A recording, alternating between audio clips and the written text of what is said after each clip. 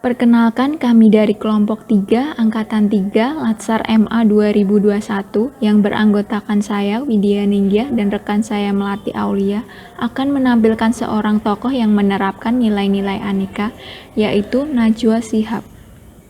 Najwa Shihab lahir di Makassar pada tanggal 16 September 1977. Beliau adalah putri kedua dari salah seorang ulama besar di Indonesia, yaitu Quraish Shihab, dan ibunya bernama Fatmawati Assegaf. Najwa Shihab kuliah di Universitas Indonesia dengan jurusan ilmu hukum. Di sana beliau bertemu dengan suaminya, yaitu Ibrahim Syarif Assegaf, dan memiliki dua anak, yaitu Izzat Ibrahim Assegaf dan Namia. Tentunya kita semua mengenal Najwa Shihab dari acara televisi yang ia bawakan sendiri, yaitu Mata Najwa. Di acara tersebut, beliau banyak memberikan inspirasi dan opini-opini yang mengandung nilai-nilai aneka. Najwa Shihab mengkritik Menteri Kesehatan Terawan mengenai penanganan saat awal pandemi COVID-19 terjadi. Najwa memperlihatkan wawancara dengan kursi kosong layaknya keberadaan Menteri Kesehatan yang menghilang di hadapan publik. Hal tersebut menunjukkan bahwa Najwa mempertanyakan akuntabilitas atas kinerja menteri yang seolah melarikan diri dari tugas dan tanggung jawabnya. Mengapa menghilang, Pak? Anda minim sekali muncul di depan publik memberi penjelasan selama pandemi. Rasanya Menteri Kesehatan yang paling low profile di seluruh dunia selama wabah ini hanya Menteri Kesehatan Republik Indonesia.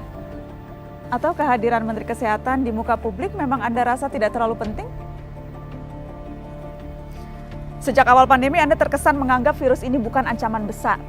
Apakah kini Anda mengakui bahwa kita kecolongan dalam langkah penanganan di awal yang seharusnya bisa lebih tanggap?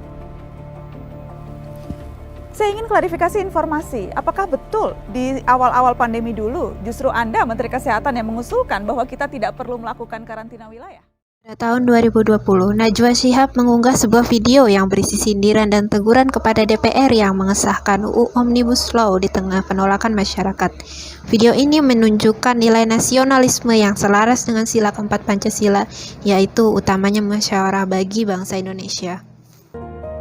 Terus terang saja, membahas undang-undang yang menyangkut hajat hidup orang banyak di masa seperti sekarang ini terlalu mengundang curiga. Gara-gara pandemi yang pada jatuh cinta saja berani menunda nikah loh. Ini kok DPR buru-buru banget kayak lagi kejar setoran? Tidak ada undang-undang yang tidak penting, semua penting.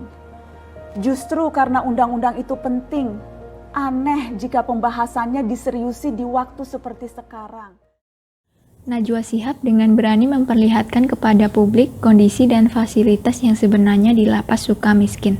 Sikap tersebut mencerminkan keterbukaan dan kejujuran dalam memberikan informasi yang termasuk dalam nilai etika publik. Kemarin pada saat tim Mata Najwa ikut sidak ke Sukamiskin, kita menemukan ada satu ruangan sel yang digunakan untuk ruang kerja Lutfi Hasan Ishak dan satu ruangan yang kita lihat dan kemudian kita tunjukkan juga pemirsa itu seolah-olah ruang kerja. Tapi informasi yang kami dapatkan itu selain sebagai ruang kerja juga sebagai gudang untuk Wawan. Informasi juga yang kami dapatkan ternyata selain ruang kerja atau gudang yang dimiliki oleh sejumlah napi di Sukamiskin, sebagian dari mereka juga memiliki dapur sendiri. Dan ini menjadi kekhawatiran sejumlah penghuni lain karena tentunya sangat rentan kebakaran. Najwa Shihab menunjukkan profesionalisme sebagai jurnalis dalam keadaan apapun, yaitu dalam meliput kondisi setelah bencana tsunami di Aceh tahun 2004. Sikap tersebut mencerminkan mutu yang termasuk dalam nilai komitmen mutu. Bang Surya melakukan rapat khusus. Bagaimana setelah hari kedua kita naik pesawat ke sana, saya ikut ke Aceh. Kemudian ada Najwa. Kita dengan 3 penerbangan yang dicarter oleh Bang Surya untuk kemudian membawa bantuan sekaligus membawa tim liputan kita ke sana. Disitulah kemudian Najwa kita tahan di Aceh untuk kemudian membuatkan laporan.